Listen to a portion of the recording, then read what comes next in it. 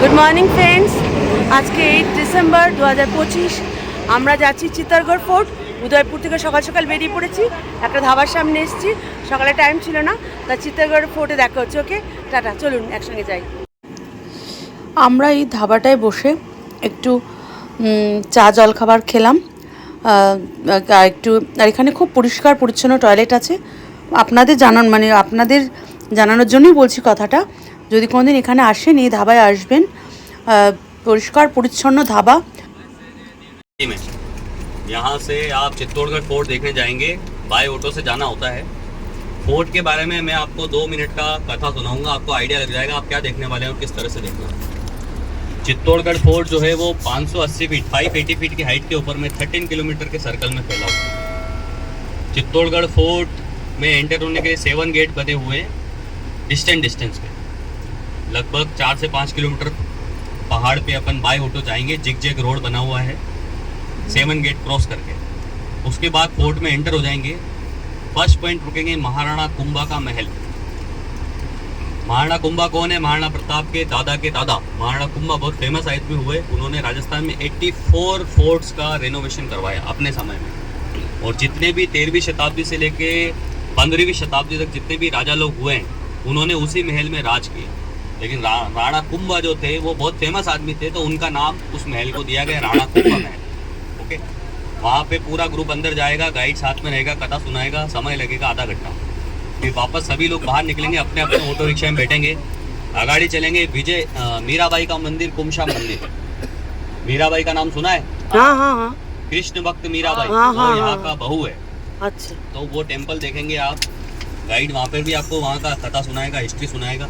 वहाँ समय लगेगा 15 से 20 मिनट। वापस बाहर निकल के अपने अपने ऑटो रिक्शा में बैठेंगे, आगाड़ी चलेंगे। विजय स्तंभ, जोहर स्थल, गोमुख कुंड, समाधीश्वर मंदिर, 4 मोन्यूमेंट एक संग देखने को मिलेंगे। विजय स्तंभ जो है वो 9 मंजिल का टावर बना हुआ है, लाल कुतुब मीनार, दिल्ली का, अगर किसी ने देखा है। वो भी राणा कुंभ ने बनाया था। 2 स्टेट का मुगलों को एक संग हराया, मध्य प्रदेश और गुजरात। बहुत बड़ा विजय हुआ, विजय की याद में बनाया विजय स्तंभ। 10 साल का समय लगा। डिटेल कथा उधर सुनाएंगे। उसके पास में जोहर प्लेस। जोहर का मतलब समझते हैं आप? हाँ। जोहर का मतलब होता है, एक तो होता है सती। मैं थोड़ा सा कंफ्यूजन क्लियर कर देता हूँ, कुछ लोग सती को ही जोहर समझते हैं। सती क्या होता था कि जो हस्बैंड की नेचुरल डेथ होती थी उस समय में, तो वाइफ को उसके चिता के साथ में जिंदा जलना पड़ता था, उसको बोलते सती, जो राजा राम मोहन राय ने बाद में बंद कर दिया। और एक होता है जोहर। हमारे यहाँ मेवाड़ में जोहर होता था। चित्तौड़गढ़ को पहले पुराना नाम है मेवाड़। तो मेवाड़ पे 3 बार दुर्भाग्यवश अटैक हुए थे, उसमें हार गए थे। अटैक हुए थे टोटल 30, जिसमें 27 टाइम तो जीत गए थे राजा लोग, लेकिन 3 बार हार गए थे अलग अलग समय में। तो वो अलग अलग समय में हार गए, दैट मीन्स युद्ध में राजा लोग मारे गए। हमारे यहाँ राजा हमेशा आगे चलता है, पीछे नहीं चलता। मेवाड़ में तो राजा लोग मारे गए, तो युद्ध में उनकी रानियों ने क्या करा, अपनी अस्मिता को बचाने के लिए अलग अलग समय की कहानियां हैं, वो पूरी हिस्ट्री को आपको वहाँ पे सुनाई जाएगी। जोहर किया, तो जोहर का प्लेस देखेंगे आप, जोहर की जगह देखेंगे पूरी। उसके पास में सवितेश्वर मंदिर है और उसके पास में गोमुख कुंड है। वहाँ पे समय लगेगा आपको लगभग 1 घंटा। 4 मोन्यूमेंट एक संग देखने को मिलेगा। अच्छा। फिर वापस बाहर निकल के ऑटो रिक्शा में बैठेंगे, आगे चलेंगे काली मंदिर, दर्शन करने में लगेगा 10 से 15 मिनट। फिर वापस बाहर निकल के ऑटो रिक्शा में बैठेंगे, आगाड़ी चलेंगे। रानी पद्मिनी का महल, जिसके ऊपर संजय लीला बंसाली ने पिक्चर बनाया था पद्मावत, वो महल देखेंगे आप, उसको देखने में लगेगा आधा घंटा। इस तरह से हर पॉइंट पे ऑटो रिक्शा जावे, पैदल जावे ना, ठीक है। तो 7 गेट क्रॉस करके पहाड़ पे जाएंगे, पूरा 13 किलोमीटर के सर्कल में अपन किले पे घूमेंगे, डिस्टेंस में मोन्यूमेंट हर पॉइंट पे ऑटो रिक्शा जावे। और 7 गेट क्रॉस करके वापस नीचे उतरेंगे। लगभग 25 से 26 किलोमीटर का अपना पूरा आना जाना घुमाना रहेगा। और वापस नीचे उतर के आएंगे, जिसमें चित्तौड़गढ़ फोर्ट का एंट्री टिकट, ऑटो का भाड़ा और गाइड का चार्ज मिला के पर हेड लगेगा 600 रुपीज, जिसमें संपूर्ण फोर्ट घुमा के ला के आपको। हेलो भाई साहब, बात हुआ 500 600 बोलो, ओ ठीक नहीं भाई साहब, देवे डिस्काउंट देवे दाम, ওটা সিঙ্গেলের জন্য। चलो दादा से बात हो गया, कोई बात नहीं, ठीक है 500 টাকা। अरे हाँ, तो दादा हम मना थोड़ी कर रहे हैं। এখানে সত্যি কথা বলছি, গাইড ছাড়া কিন্তু গতি নেই। আমাদের এই গাইড দাদা যা বললেন আমাদের সেরকমভাবেই চলতে হবে। গাইড দাদার কথা শুনে বুঝতেই পারলেন যে গাইড ছাড়া চিত্তরগড় ফোর্ট দেখা অসম্ভব। আর 700 একর জমি যেহেতু, এক একজনের 500 টাকা করে ঠিক হলো অটো। একটা অটোয় আমরা 3, 3, 6, হ্যাঁ 7 জন করে নিচ্ছে এক একটা অটোতে। আর মানে এক একজনের 500 টাকা করে, ঠিক হয়েছে। আর গাইড একজন, ইনি তো বলে গেলেন আমাদের মহিলা গাইড আসবেন, ইনি আমাদের সব কিছু বলবেন, ঘুরে দেখাবেন। বিশাল ইতিহাস, চলুন আমরা একসঙ্গে দেখি। কারণ চিত্তরগড় ফোর্ট মানে বুঝতে পারছেন যে সেই রানী পদ্মিনীর মানে রাজা রতন সেনের কাহিনী আর শ্যামপ্রিয়া মীরাবাইয়ের কাহিনী। তো চলুন আমরা ঘুরে দেখি। 7টা দরজা ক্রস করতে হবে, অনেক সময় লাগবে, চলুন।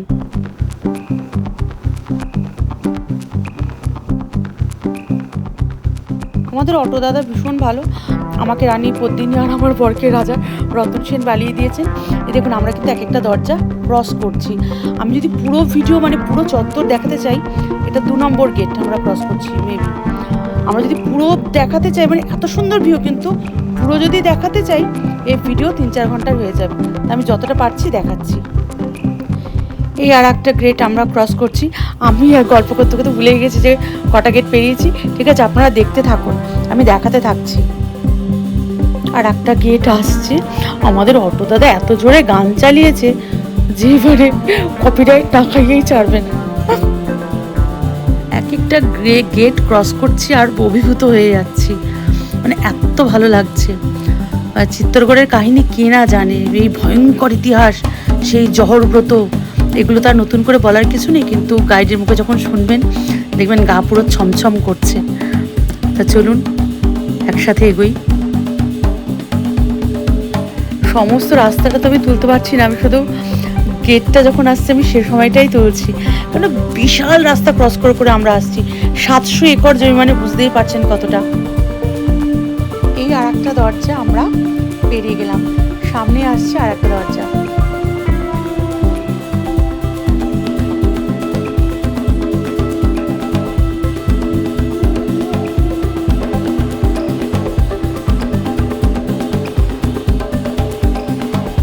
মানে এই দরজাগুলো যখন ক্রস করছি, বাইরের পরিসরেও এত কিছু দেখার আছে, কিন্তু সব কিছু তো একটা ভিডিওতে দেখানো আমার পক্ষে সম্ভব না। আমি তো বলছি বিশাল বড় ভিডিও হয়ে যাবে, এমনি ভিডিও অনেক বড় হবে। কেন উদয়পুর সিটি প্যালেসে, চিত্তরগড় ফোর্ট, এগুলো চাইলেও ছোট করা যায় না। মানে এক একটা গেট একটু তো কিছু আমি দেখাবো, যে এক একটা গেট আমরা বেরোচ্ছি। তা আবার একটা গেট পেরিয়ে ঢুকলাম। তো চলুন এবার মনে হয় আমাদের গাইডের সঙ্গে দেখা করতে হবে। আমাদের গাইড দিদি এখন কোথায় নিয়ে যাচ্ছেন ঠিক বলতে পারবো না, কারণ উনি নিজের পরিচয় নিজেই দেবেন, আর ওনার কথাগুলো কিন্তু শুনতে হবে। আমি আশপাশটা এই সময় একটু দেখিয়ে দিচ্ছি। আর ভীষণ সুন্দর, এই যে আমরা উঠছি সবাই, সামনেই আছেন গাইড দিদি, কিন্তু ওনার প্রত্যেকটা কথা শুনতে হবে, কারণ ইতিহাস উনিই বলবেন। मेरा नाम स्नेहलता है, मैं आपकी गाइड हूँ। हमारे यहाँ जो मेहमान आते हैं उनको हम अपनी मातृभाषा में कहते हैं। दादा बातें नहीं।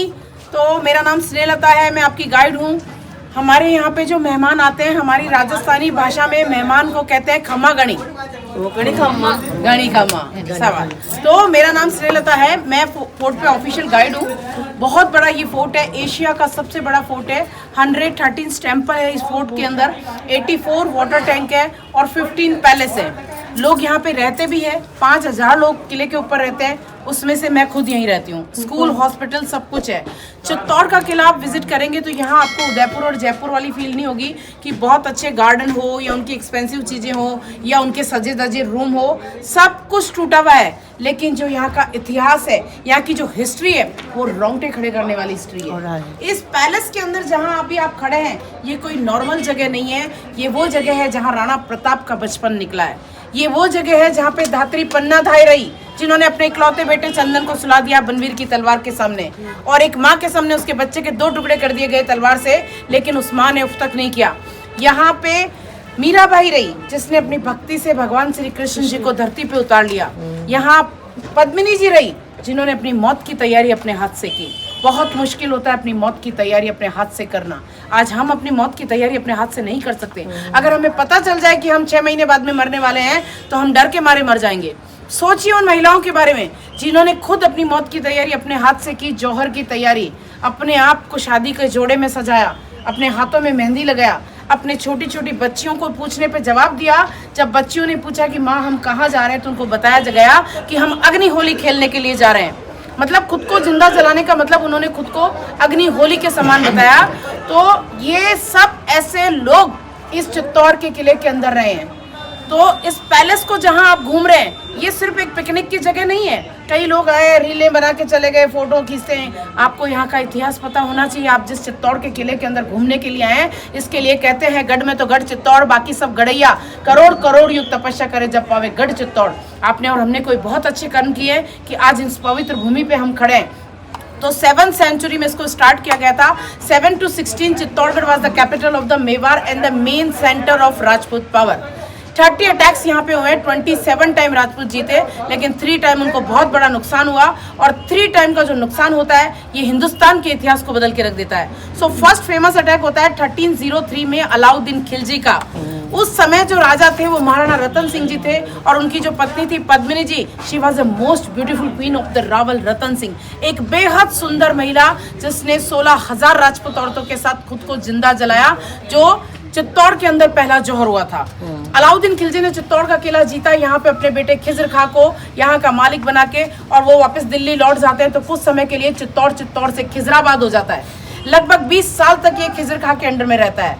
उसके बाद में यहाँ पे महाराणा हमीर आते हैं, जो महाराणा रतन सिंह के भाई अरी सिंह के बच्चे होते हैं, और उनकी माँ उनको जंगलों में बड़ी मुश्किल से बचाती है। 20 साल बाद में हमीर आके इस चित्तौड़ के किले को खिलजी के बेटे खिजर खां से वापस छीन लेते हैं। हमीर के आने से सूर्यवंश अगेन स्टार्ट होता है। हमीर के बेटे होते हैं लाखा जी के बेटे होते हैं मोकल जी के कुंभा जी के रायमल जी के सांगा जी के उदय सिंह, और उदय सिंह के महाराणा प्रताप होते हैं। सेकेंड टाइम जो अटैक होता है वो गुजरात के बहादुर शाह का होता है। 1537 में रानी कर्णावती जी जौहर करती है, जो महाराणा सांगा जी की पत्नी होती है। और रानी कर्णावती जी जौहर करने से पहले अपने छोटे छोटे बच्चे, जिनका नाम विक्रमादित्य और उदय सिंह जी होता है, वो धाई माँ पन्ना जी को सौंप देते हैं, और वो जौहर करती है। बाद में पन्ना धाई जी ने उदय सिंह जी को बचाने के लिए बनवीर की तलवार के सामने अपने बेटे को सुला दिया। बनवीर ने 2 टुकड़े कर दिए। बाद में बनवीर इस चित्तौड़ के किले के ऑनर होते हैं। फिर उदय सिंह जी बाहर बड़े होते हैं। फिर उदय सिंह जी बड़े होने के बाद में वापस यहाँ पे आते हैं, वो किले के राजा होते हैं। लेकिन 1567 में अकबर का अटैक हो जाता है। तो अकबर के अटैक के समय में महाराणा प्रताप की एज बहुत कम होती है, 15-16 साल के होते हैं, और राणा उदय सिंह जी प्रताप को लेके गिरवा की पहाड़ियों में चले जाते हैं। पीछे जयमल, कल्ला और फत्ता जी रहते हैं, जो मीरा जी के रिश्तेदार होते हैं। वो लड़ाई करते हैं और उनकी पत्नियां जौहर करती हैं, जो बहुत ही जल्दी में होती है। तो अकबर ने चित्तौड़ का किला जीता। अपने बेटे जहांगीर को ये फोर्ट देके वो भी वापस चले जाते हैं। फिर काफी सालों तक ये किला खाली रहता है। राणा प्रताप अपने जीते जी चित्तौड़ का किला जीत नहीं पाते हैं। तो जहांगीर जब इस फोर्ट को राणा प्रताप के बेटे अमर सिंह को लौटाते हैं, तो कंडीशन रख देते हैं कि आप यहाँ नया कुछ नहीं करेंगे। जब नया नहीं कर सकते, तो रॉयल फैमिली उदयपुर से दोबारा यहाँ नहीं आती है, फोर्ट खाली रहता है। इसको फिर 19वीं सेंचुरी में आर्कियोलॉजी को हैंडओवर किया जाता है। अभी आर्कियोलॉजी और 2000s में इसको यूनेस्को में को हैंडओवर किया गया। तो अभी यूनेस्को और आर्कियोलॉजी और आरटीडीसी सब मिलके इस फोर्ट को हैंडओवर करते, मतलब चलाते हैं। तो केवल एक बिल्डिंग आरटीडीसी के अंडर में, बाकी ये यूनेस्को के और आर्कियोलॉजी के अंडर में है। तो कुंभा पैलेस के बैक साइड से आप आए, जहां से 7 घोड़े पैलेस के अंदर लाए जाते थे। पैलेस और फोर्ट ईस्ट फेसिंग में होते थे, क्योंकि राजपूत सन डायनेस्टी थे, सन की पूजा करते थे, इसलिए पैलेस का मेन गेट ईस्ट में होता था। तो जो चित्रांगद मौर्य ने इस फोर्ट की नींव रखी, वो केवल कुछ समय ही शासन करते हैं, उनका वंश कुछ समय रहता है। फिर बापा रावल भगवान राम के वंशज सूर्यवंशी थे, तो वो इस फोर्ट को जीत लेते हैं। तो अभी ये कुंभा पैलेस है। यहाँ राणा प्रताप, मीराबाई, पन्ना धाय, उदय सिंह, कई महान लोगों का जीवन निकला है। तो जैसे जैसे हम आगे बढ़ेंगे, वैसे वैसे आपको यहाँ का इतिहास, यहाँ के मॉन्यूमेंट अच्छे लगेंगे। और आपको अगर कोई डाउट हो, आप मुझसे क्वेश्चन कर सकते हैं। ओके, चलिए मैम, थैंक यू। আমরা গাইড দিদির পেছনে যাচ্ছি। আমার বিভৎস ভালো লেগেছে, কারণ ইতিহাস। आप लोग आराम से आइएगा। আপনাদের কেমন লাগলো অবশ্যই বলবেন। अरे मैडम, अभी कहाँ आपका सीनियर सिटीजन? अभी तो आप जवान हैं। क्यों मैडम? अभी तो मैं जवान हूँ। अभी उसका शादी नहीं हुआ, बोलते जवान तो है। आइए, चित्तौड़ शहर है। हम लोग 580 फीट पे हैं अभी। कितना फिर? ये 580, 580। और वो जो रोड दिख रहा है वो रिवर है, Gambhiri river. So coming from MP, 2 river से शहर में, Gambhiri and Berach. Gambhiri river MP से आ रही है, बेड़ज रिवर उदयपुर से आ रही है। ये কি সত্যি কথা বলছে, আমরা কুম্ভা প্যালেস দেখলাম, আমরা এই সব কিছুই দেখছি, সত্যি ভাঙাচোরা, কোনো জৌলুস নেই, কিন্তু তবু না একটা ভালো লাগে, একটা মানে যারা ইতিহাস ভালোবাসবে তারা এগুলো ভালোবেসে অবশ্যই দেখবে। बैक साइड जो देख रहे हैं पैलेस जो है 3 फ्लोर्स में जो है वो मीरा जी का पैलेस है। So Meera was devotee of Krishna, she was married but she did not like any social life. हमेशा कहती रही मेरा तो गिरधर गोपाल दूसरा न कोई। तो मीरा जी उस पैलेस के अंदर रहती थी। वहाँ पे बाहर के लोगों का आना जाना स्टार्ट हो गया था। पैलेस की सेफ्टी को देखते हुए टेम्पल को दूसरी जगह शिफ्ट कर दिया, जो हमारा नेक्स्ट प्लेस होगा। और आगे जो पद्मिनी पैलेस है, सारे ये जो स्ट्रक्चर है, all is the part of fort, so we will go by tuk tuk, okay. और नीचे का जो खुला एरिया दिख रहा है, মানে আমাদের আবার মানে আমাদের এখান থেকে বেরিয়ে টুকটুক মানে ওই অটো করে অন্য একটা জায়গায় যেতে হবে আর কি, অন্য কোনো জায়গায় ওই টুকটুকে করে অন্য জায়গায় যেতে হবে এখান থেকে বেরিয়ে। সত্যি কথা বলতে কি চিত্তরগড়ের এই ইতিহাস, গায়ে কাঁটা ধরানোর ইতিহাস, আর এই স্পটটায় ঘুমার ওই পদ্মাবতের ইয়েটা শুটিংটা হয়েছিল, অনেক কন্ট্রোভার্সি হয়েছে ওটা নিয়ে। এখন দেখা যাক কি বলে। আমরা টুকটুক করে চলে এলাম আর একটা জায়গায়। जमाने में क्या कैसे रहा होगा। आगे रहे, ये दिखने में गंदा सा है, बिल्कुल एक नॉर्मल सा रूम दिख रहा है। यहीं पे धाई माँ पन्ना जी ने अपने बच्चे को सुला दिया और बलवीर ने उस बच्चे के 2 टुकड़े कर दिए। आज अगर हम राणा प्रताप के बारे में पढ़ते हैं, ये पन्ना धाई जी के बारे में पढ़ के कि उन्होंने अपने बच्चे का बलिदान करके और राजकुमार को बचाया, तो उस वक्त अगर वो इतना बड़ा बलिदान नहीं करती तो शायद हिंदुस्तान के इतिहास में राणा प्रताप नहीं होते। क्योंकि राणा प्रताप उदय सिंह जी के बेटे थे और उदय सिंह जी को बचाने के लिए एक माँ ने अपने बच्चे की बलि चढ़ाई थी, अपने बच्चे का बलिदान किया। तो किसी के लिए, आज मैं भी माँ हूँ, आप में से कई लोग माँ हैं, आप सब समझ सकते हैं कि हमारा बच्चा हमारे लिए क्या मायने रखता है। सोचिए वो भी तो एक महिला थी, क्या गुजरी होगी जब उनके बच्चे के 2 टुकड़े हुए। तो ये सब घटनाएं इसी जगह हुई थी। সত্যি কথা বলছি, জায়গাগুলো যত দেখছি তত অবাক হচ্ছি, কিন্তু গাইড দিদি যতক্ষণ কিছু না বলছে আমরা বুঝতে পারছি না যে আমরা কোথায় এসেছি, জায়গাটা কি, কেন। আমরা শুধু দেখছি, কিন্তু মানে খুবই ভালো লাগছে, মানে একটা এত ফাঁকা, এত বড় একটা জায়গা।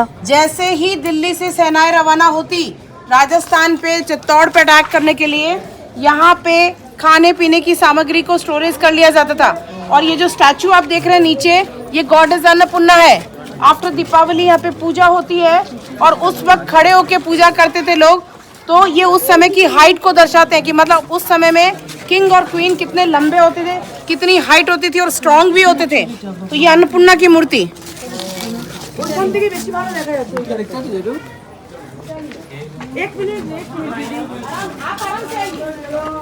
ওইখান থেকে গডেসকে দেখা। মা অন্নপূর্ণার মন্দির, আগেকার দিনে রাজা রানীদের হাইট শুনে অবাক হয়ে গেছি, 10-12 ফুট করে হতো। কোনো ভাঙাচোরা মানে পুরো বিধ্বস্ত এই চিত্তরগড় ফোর্ট, কিন্তু সেটা যে এত সুন্দর হতে পারে মানে নিজের চোখে এসে না দেখলে আপনারা বুঝতে পারবেন, ইভেন ফিলও করতে পারবেন না যে আমরা কি জিনিস দেখে ফিরেছি। আমরা গ্রুপ ট্যুরে যাই, একটু হইহুল্লোড় হয়। राणा प्रताप के सामने जाऊंगा तो मैं बच नहीं पाऊंगा। आगे सभी मान सिंह को क्या मार दिया था? मार दिया नहीं, था? मान सिंह को मारा नहीं। मान सिंह को मारा नहीं था। सामने का जो न्यू स्ट्रक्चर दिख रहा है, ये सन टेम्पल कहलाता है, जहाँ राजपूत डेली ईस्ट में खड़े होकर सन की पूजा करते थे। बारिश के सीजन में सूरज नहीं निकलता था तो वहाँ टेम्परेरी 40 केजी गोल्ड का सूरज रखा जाता था। जब राणा उदय सिंह जी ने कैपिटल शिफ्ट किया उदयपुर, तो वो उस सन को अपने साथ ले गए। आज भी सिटी पैलेस में जहाँ रॉयल फैमिली रहती है, वहाँ अंदर लगा हुआ है और बाहर जो है वो कॉपर का है। तो ये न्यू स्ट्रक्चर है जो आर्कियोलॉजी ने दोबारा मेंटेन किया। और ऊपर यहाँ म्यूजिकल इंस्ट्रूमेंट्स वगैरह रखे जाते थे, ड्रम्स वगैरह जो समय समय पे बजाए जाते थे। अकबर चित्तौड़ का किला जीतते हैं तो यहाँ के म्यूजिकल इंस्ट्रूमेंट, यहाँ की कुलदेवी का दीपक और किले के फ्रंट साइड के गेट अपने साथ लेके गए थे। तो रात को जब यहाँ लाइट साउंड शो होता है तो ये जगह जगह जो लाइट्स देख रहे हैं, ये लाइट्स चालू होती है।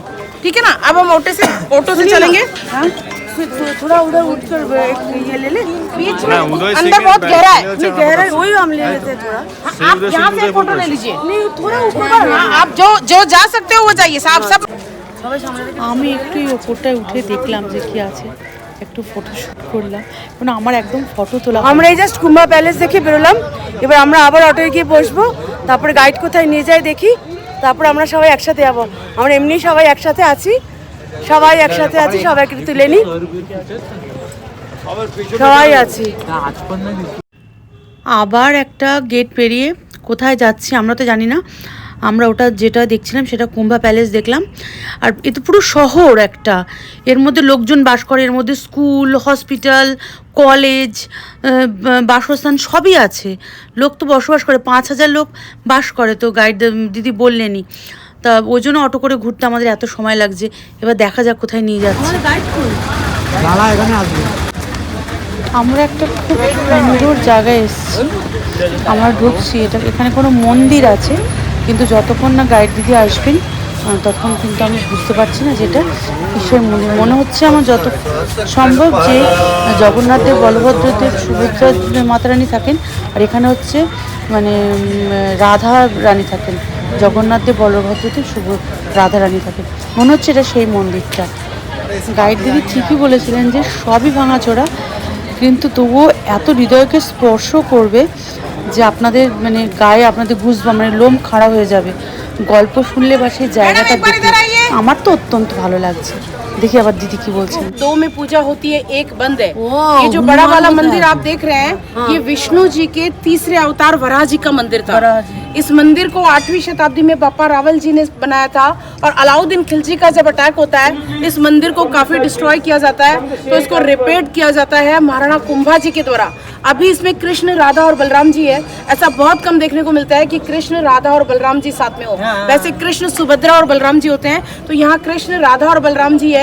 और ये पूरा मंदिर जो है ये रथ शैली में बना हुआ है। पीछे उड़ीसा के सूर्य मंदिर की तरह है, और इसका जो फ्रंट साइड है वो गुजरात के सोमनाथ की तरह है। और इसी के आगे ब्लैक स्टैचू गरुड़, जो विष्णु जी का वाहन है, कि वो चिड़िया है जो कितनी भी ऊंचाई पे अगर उड़ रहा है, जमीन पे इसको छोटे से छोटा जीव दिखता है तो ये उसको उठा लेता है, क्योंकि इसकी आंखें बहुत तेज होती है। और जो छोटा वाला मंदिर जहाँ आप जाएंगे पहले, वो मीरा जी का मंदिर। मीरा जी उसी मंदिर में बैठ के पूजा पाठ करती थी। मीरा जी ने जब राजपूत नियमों का पालन नहीं किया, वो सती नहीं हुई, वो पर्दे में नहीं रही, तो मीरा जी को उनके देवर ने बहुत यातनाएं दी, जैसे कि पॉइजन दिया, ब्लैक कोबरा छोड़े। फिर मीरा जी यहाँ से मेड़ता गई, मेड़ता से वृंदावन, और लास्ट गुजरात का जो द्वारिका जी का मंदिर, वहाँ वो मूर्ति के अंदर समा गई थी। ऐसा इतिहास कहता है, माइथोलॉजी कहती है, लेकिन साइंस इस बात को नहीं मानता है। कुछ इतिहासकारों ने लिखा है कि मीरा जी की बॉडी मिली थी टेम्पल के अंदर। तो ये एक कंफ्यूजन है कि भाई क्या हुआ था। लंबे समय तक ये मंदिर खाली रहा। अभी इसके अंदर जो मूर्ति है 2001 में बिरला ग्रुप ने थी, जिसकी पूजा होती है। सुबह से शाम तक मंदिर खुला रहता है। इसी के सामने आपको एक छोटा सा मंदिर मिलेगा। मीरा जी के गुरु थे संत रैदास, जिनका पूरा नाम था संत रविकांत दास, जो जाति से मोची थे, मीरा जी के गुरु थे और बनारस में उनको ज्ञान दिया था।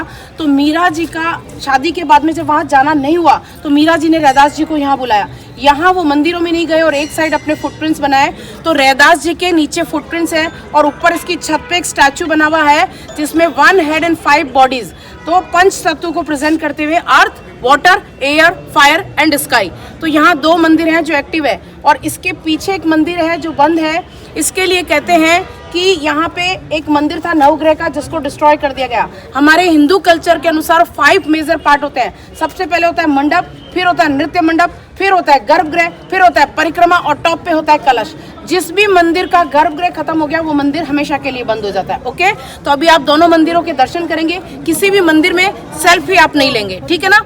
फिर आप यहाँ मंदिर घूम के ऑटो में बैठेंगे। मैं पूरी कोशिश करूंगी आपको ज्वाइन करने की। अगर नहीं ज्वाइन कर पाई तो आप सबको अलविदा। ओके, मेरे हस्बैंड ऊपर फोन। চিত্তরগড় ফোর্ট এত বড়, আর তার এত ইতিহাস, এত রকমের গল্প, যে আমি কোনটা দেখাবো আর কোনটা দেখাবো না। আর সব দেখাতে গেলেই বিশাল বড় হয়ে যাচ্ছে ভিডিও। আর এই যে তখনকার মানে পুরো ডিস্ট্রয় হওয়ার পরেও এই কারুকার্য, যেখানে আমি দাঁড়িয়ে একটুখানি ছবি তুলে নিচ্ছি। আমরা সেই মানে গর্ভগৃহে ঢুকছি। গর্ভগৃহে আমরা ঢুকবো না, সেই মন্দিরে যাচ্ছি যেখানে মানে কৃষ্ণ, বলরাম আর সুভদ্রা থাকার কথা। সেখানে জগন্নাথদেব, বলরামদেব আর রাধারানী আছেন। তো চলুন মন্দিরটা আমরা একটু দেখি। সেলফি নেওয়া বারণ আগেই বলে দিয়েছে, তো চলুন আমরা দেখি। জয় মা, একটু ভালো করে দেখে নিই। এরকম সচরাচর দেখা যায় না। জগন্নাথ দেব, বলরাম দেব, সুভদ্রা মাতা রানী থাকেন, আর এখানে আছেন রাধা রানী। তো কেমন লাগলো অবশ্যই বলবেন। আমি যতটা পারছি আপনাদের ডেসক্রাইব করার চেষ্টা করছি, আমি করছি না, গাইড দিদি করে দিচ্ছেন। তো আমি যতটা ক্লোজ থেকে আপনাদের পারছি ছবিটা আমি দেখালাম। কেমন লাগছে চিত্তরগড় ফোর্ট অবশ্যই জানাবেন। ভালো লাগলে লাইক, শেয়ার, কমেন্ট, সাবস্ক্রাইব করে পাশে থাকতে ভুলবেন না। এখন দেখি আমরা উপরে কারুকার্যটা দেখুন, মানে কি সুন্দর। তখনকার দিনে মানে এত ব্যবস্থাই ছিল না, কিন্তু একের পর এক এরকম ধরনের মানে স্কাল্পচার, আর্কিটেকচার আমরা দেখে আসছি রাজস্থান পুরোটাই। তা চলুন এখন আবার কোথায় এসেছি দেখি।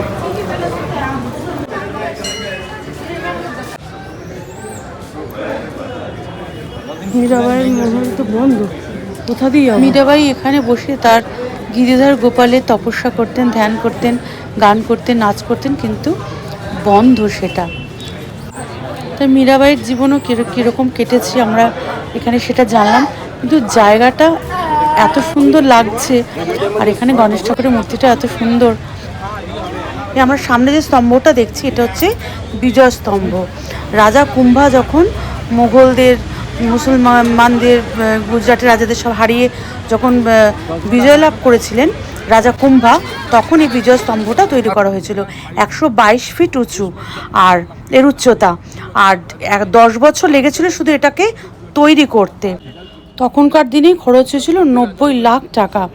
আর আমাদের যে নবগ্রহ আছে সেই নবগ্রহ অনুযায়ী এ 9 তলা আছে, এটা 9 তলা অবধি আছে।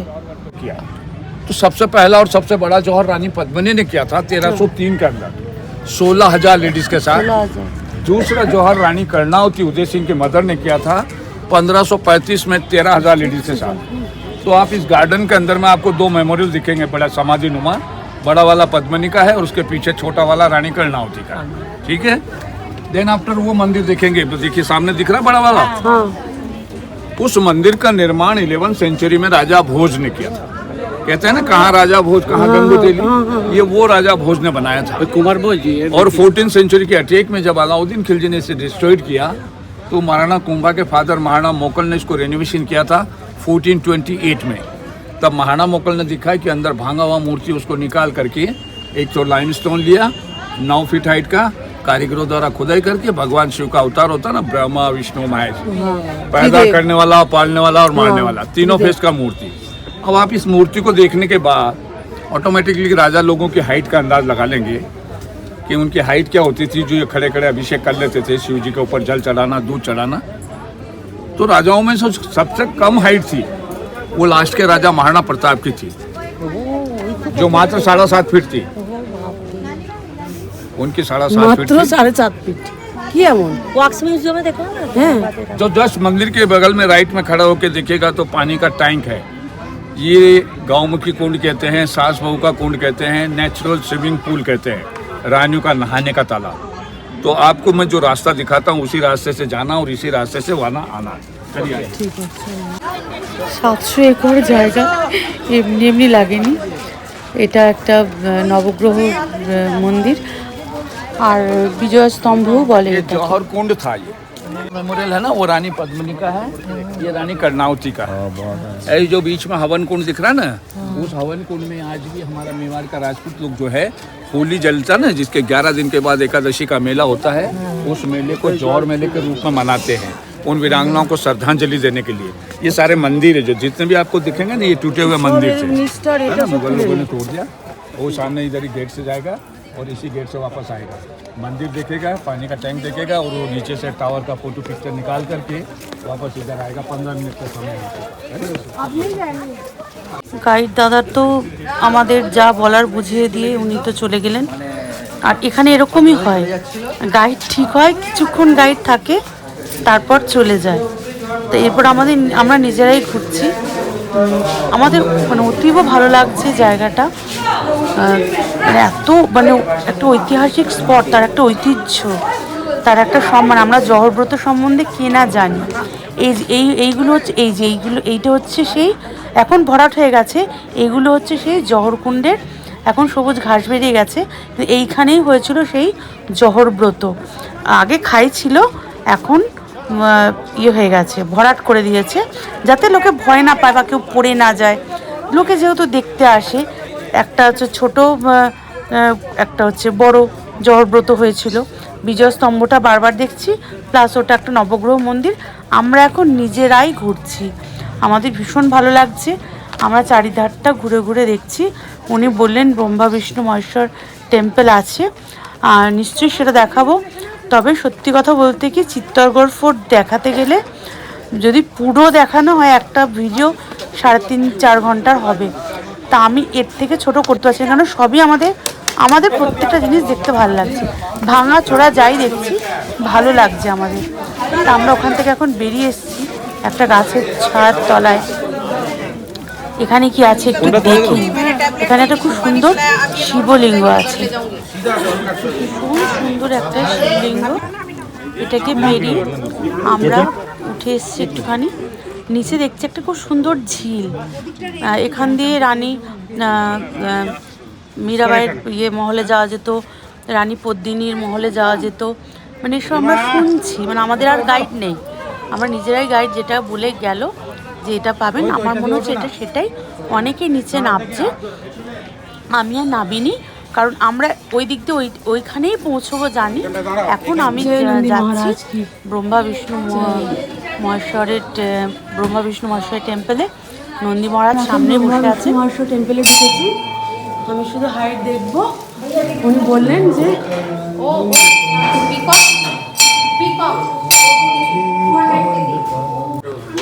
আমরা ব্রহ্মা বিষ্ণু মহেশ্বর টেম্পলে এসেছি। মানে আমি শুধু দেখছি হাইটটা কতটা, যে এখানে আগেকার দিনে রাজা রানীরা দাঁড়িয়ে দাঁড়িয়েই মানে অভিষেক করতেন ঠাকুরকে। তাহলে তাদের 10-12 ফিট হাইট না হলে কি আর হয়। ভীষণ সুন্দর এই মন্দির আর খুব জাগ্রত, আপনারা অবশ্যই আসবেন। আর চিত্তরগড় ফোর্ট একটা ইতিহাস, মানে শুধু ইতিহাস নয়, মর্মস্পর্শী ইতিহাস। মানে এই ইতিহাসের বর্ণনা করা যায় না, অবর্ণনীয়। তা আমি আবার মন্দির থেকে বেরিয়ে সেই ঝিলের সামনে, কেন আমরা এখন নিজেরাই ঘুরছি, একজন স্নান করছে আমরা দেখছি। তা আমার ভালো লাগছে বলে আমি তুলছি। ভিডিও বড় হচ্ছে আমি জানি, কিন্তু কিছু করার নেই, কেন আমি মানে এই দৃশ্য আমি আবার কবে রাজস্থানে আসবো, চিত্তরগড় ফোর্ট আবার কবে আসবো আমি জানি না। আমার ভীষণ ভালো লেগেছে, তাই আমি মনের সুখে ছবি তুলে গেছি। আপনাদের যদি ভালো লাগে অবশ্যই লাইক, শেয়ার, কমেন্ট, সাবস্ক্রাইব করে পাশে থাকবেন। আমি যতটা পারছি আপনাদের সৌন্দর্য দেখানোর চেষ্টা করছি, কেন উনি আগেই বলেছেন যে সব কিছু মানে চিত্তরগড় ফোর্ট শুধু গড় মে গড় চিত্তরগড়, বাকি সব গড়াইয়া।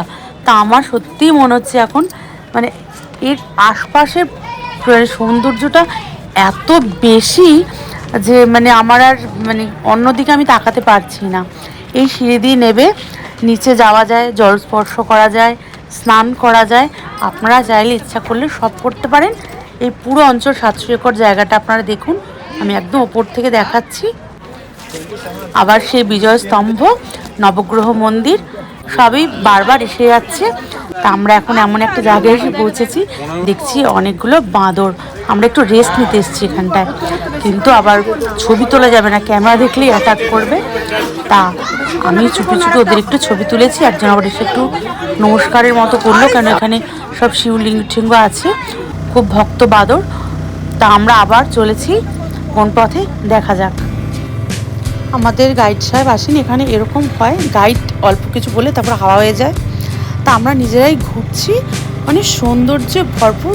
এই নিচে দিয়ে গেলে এই যে ঝিলটা, এটা আর একটাও রাস্তা আছে মানে বেরিয়ে যাওয়ার, এই যে এই পাশ দিয়ে, সেখান দিয়ে মানে রানী পদ্মিনীর মহল আছে, ওটা আমরা পরে দেখবো।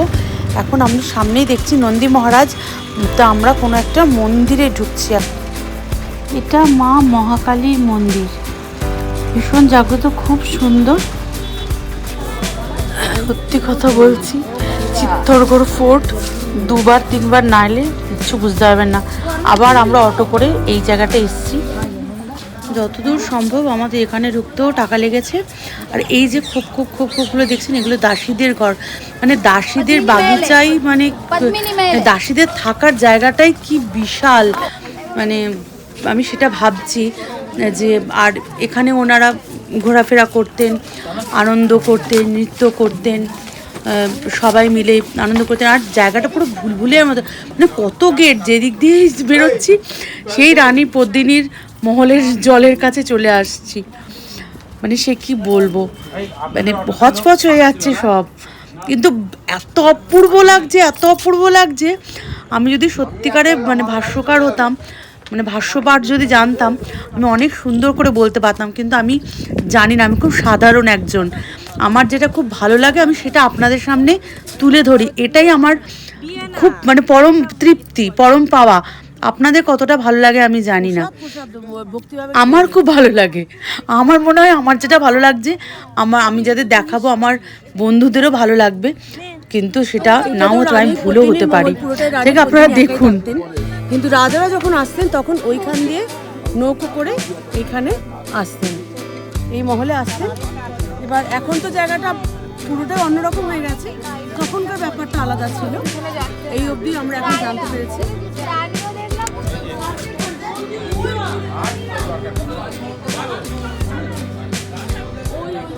এমনিতে তো আমাদের ফোর্ট ঘোরার জন্য 500-1000 টাকা নিয়েওছে। এই যে এখন এই যে বাগিচাটা ঘুরবো, এটা এখানে এই যে ঘরের খোপগুলো দেখছি, এখানে সব দাসীরা থাকতো। এটা দাসী মহল, মানে দাসীদের মহল। বাগিচাই এত সুন্দর, তাহলে রাজাদের মহল কত সুন্দর ছিল একবার কল্পনা করুন। তো এখানে আর গার্ড সাহেব ঢুকলেন না, এখানে বলে আপনারা নিজেরাই ঘুরে নিন, ঘুরে আপনারা ফটোশ্যুট করুন। তা আমরা সেটাই করছি। এখানেও একটা টিকিট লাগে, কিন্তু কত টাকা আমার এই মুহূর্তে মনে নেই, হয়তো 50 টাকা এরকম লাগে। তা আমরা এখন ওই দাসী মহলে ঘুরছি।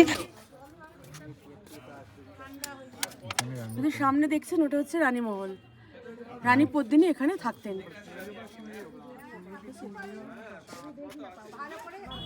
মানে জায়গাটা এমন ভুলভুলাইয়ার মতো, আর এতগুলো দরজা আছে। আমরা যে দরজা দিয়ে বেরোচ্ছি আমরা এখানেই আসছি। আমরা ওই দরজা দিয়ে বেরিয়েও রানী পদ্মিনীর মহল দেখলাম, আর একটা জায়গা দিয়েও রানীর পদ্মিনীর মহল দেখলাম। এখান দিয়েও নেবে, হয়তো এখানে নৌকা এসে দাঁড়াতো, তো সিঁড়ি দিয়ে নেমে নৌকায় উঠে হয়তো উনি মহলে যেতেন। এইখান দিয়ে খুব সত্যি কথা বলছি, খুব মনের কথা বলছি, আমি কিছু চিনি কিছু জানতে পারি না পারি, এই চিত্তরগড় ফোর্ট বা এই বাগিচা, এই মহল, এই রানী মহল, দাসী মহল, আমার এত ভালো লেগেছে। এগুলি ওগুলি, এ ফোকট ও ফোকট, এ দরজা ও দরজা, মানে আমার অতিশয় ভালো লেগেছে, অতীব ভালো লেগেছে আমার চিত্তরগড় ফোর্ট। আপনাদের কেমন লাগলো আমাকে অবশ্যই জানাবেন। আর আমার এই প্রয়াস, এই প্রচেষ্টা, এই পরিশ্রম যদি সত্যি ভালো লাগে, অবশ্যই বন্ধু হিসেবে পাশে থাকবেন, এই আশা করব আমি। আর এই ঝিলে দাসীরা হয়তো স্নান করতেন, আর এখান দিয়েই হয়তো রানী পদ্মিনীর মহলেও যাওয়া যায়। তা আমরা মানে আমাদের মানে দেখতেই এত ভালো লাগছে। ইতিহাস তো অনেক শুনছি, সমানে ইতিহাস বলে যাচ্ছে, আমরা ইতিহাস শুনছিও। আর কিন্তু এটা হচ্ছে দাসদাসীদের থাকার জায়গা, সেই ঝিল। এটা এখন শুকিয়ে এরকম হয়ে গেছে, তখন হয়তো আরো সুন্দর ছিল।